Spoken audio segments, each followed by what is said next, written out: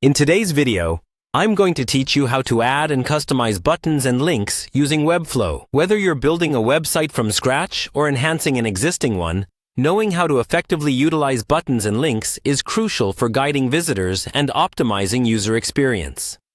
So let's get started. First, head over to Webflow, where you can create your custom website using their intuitive visual website builder. If you're not already on the site, just type in webflow.com in your browser's address bar and hit enter. Once there, the next step is to log in. Just look for the Login button at the top right corner of the homepage and give it a click. Enter your credentials and sign in to access your Webflow dashboard. Now, you'll find yourself on the Webflow dashboard. This is where you manage all of your projects. It's your control center for everything you're building or planning to build.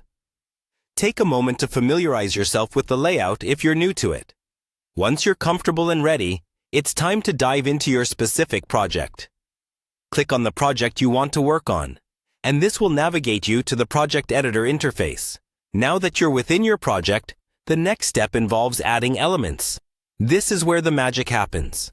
Look towards the left-hand side of your screen and locate the Add Elements panel. Clicking on this will open a variety of elements you can use on your web pages, from text blocks and images to more interactive components like buttons and links, which is our primary focus today. With the Elements panel open, you want to look for the options related to buttons and links. Generally, you can search directly. Just type buttons or links into the search bar within this panel, and it will quickly filter down to what you need. Pick out the button or link design that suits your site's aesthetic and your functional needs. Customize its appearance, size, and location to ensure it matches the style and functionality you envision for your site. Once you've chosen your button or link, it's time to customize. Double-click on the element to bring up its settings.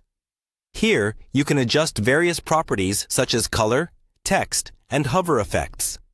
Make sure any changes align with your website's design language and user experience goals, ensuring they contribute positively to your site's navigation and usability. Finally, take a moment to preview these changes.